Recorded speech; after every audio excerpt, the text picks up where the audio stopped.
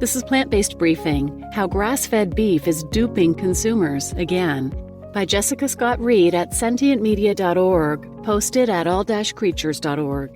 And I'm your host, Marian Erickson, and this is the curated content Plant-Based podcast, where I narrate with permission a variety of articles on plant-based, compassionate, and eco-friendly living in about 10 minutes or less every weekday. Today's article is by Jessica Scott-Reid. She's a Canadian freelance journalist focused on animal rights and welfare and plant-based foods, and she also co-hosts the animal law podcast called Paw and Order, which I highly recommend. And today's article is posted at all-creatures.org. They're dedicated to cruelty-free living through a vegan lifestyle according to Judeo-Christian ethics. And their website is filled with a variety of vegan resources relating to animal issues and animal rights activism as well. So check that out at all-creatures.org. And now let's get to today's plant-based briefing. How Grass-Fed Beef is Duping Consumers Again, by Jessica Scott-Reid at sentientmedia.org, published at all-creatures.org.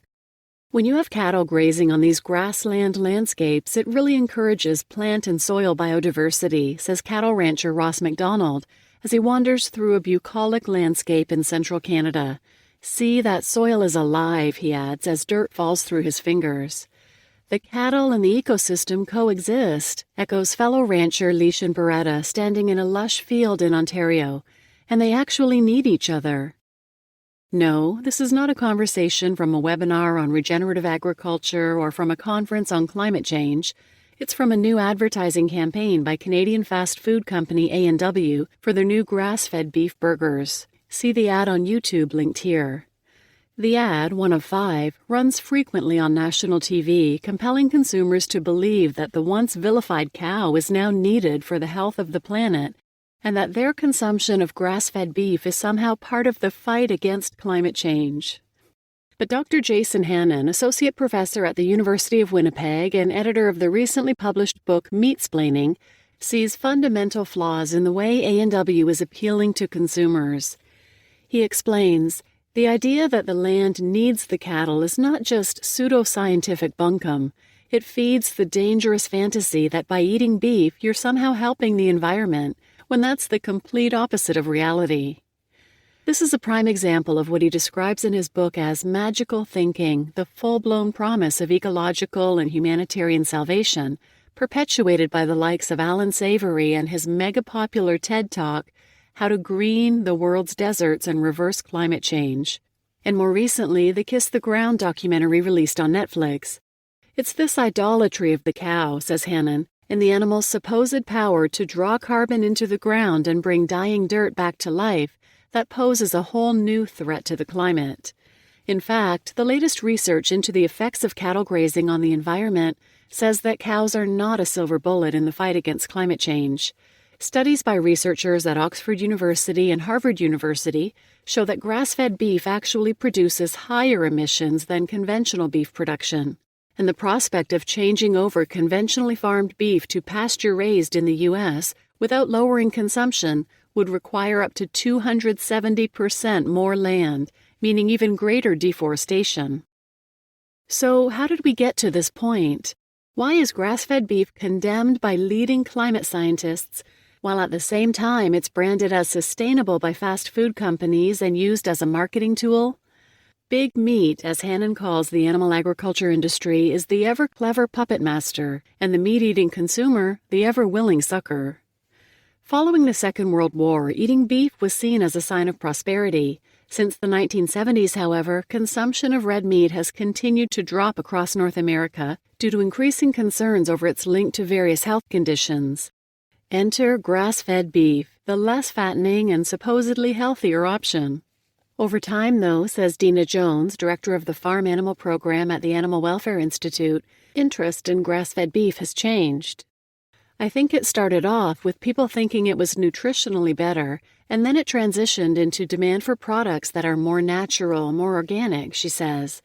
By about 2010, organic food had become a top consumer trend in the West, driven by demand for products that were healthier for humans and better for the planet. And now that has segued, says Jones, into what we are seeing today. more and more consumers concerned strictly with the impact of food production on the climate, this shift has not been good for the beef industry. Conventional beef production has been widely called out in recent years as a major contributor to greenhouse gas emissions, deforestation, and other factors compounding climate change. As a result, Big Meat has had to come up with a new way to hawk its wares. They recognize that they have a very severe PR crisis, says Hannon. They see the trends. They see that people are calling for consuming less meat, especially red meat, especially beef, or abandoning it altogether. They see the popularity of people like Greta Thunberg and the growing popularity of plant-based options. He says Big Meat's response has been grass-fed beef, reinvented once again. It was only recently that the grass-fed beef movement came up with the idea that, quote, "we're the solution to our current climate crisis," unquote. And Big Meat saw this as their answer, says Hannon. Big Meat could essentially keep doing what they were doing, but just rejig the production model somewhat at a really negligible cost, and the result would be they would be able to sustain their industry and, more importantly, that they could completely revamp their image. Grass-fed beef production is often marketed as small-scale with wholesome images of family farms and small herds. But in most North American supermarkets, grass-fed beef is sold by some of the largest, most environmentally destructive meat producers on the planet, including Perdue, Hormel, and JBS. What are these multinational companies trying to convey to the rapidly growing sector of eco-conscious consumers? Quote, "Now we too are partners in the solution to climate change," unquote, says Hannon, and people are eating it up. "We like having our cake and eating it too," explains Hannon, and that's what the animal agriculture industry promises, that you can go ahead and continue eating what you were eating before, as much as before, and you can feel good about it, because this way you're going to be part of the solution. There is even more to the A&W advertising campaign that should concern consumers, Hannon adds. First, the campaign glorifies cattle ranching while erasing the colonial history of farming on stolen indigenous land. Second, focusing on grazing techniques conveniently bypasses the rest of the production process, namely slaughter. These smoke and mirrors tactics are used by big meat marketers to dupe consumers into choosing the more quote-unquote sustainable option every day. A&W's grass-fed beef campaign is just one small cog in the massive machine of deception used to sell products that are harmful to humans, animals, and the planet. The industry has concocted a very powerful and insidious myth, says Hannon, that tells people what they want to believe. Don't be duped. You just listened to How Grass-Fed Beef is Duping Consumers, again, by Jessica Scott-Reid at sentientmedia.org and posted at all-creatures.org. And I'm your host, Marian Erickson, and I'd appreciate it if you could take a second to give a 5-star rating on Apple Podcasts or Spotify, and leave a review on Apple Podcasts as well if you have something nice to say. And please share this episode with anyone who might benefit, and thanks for listening.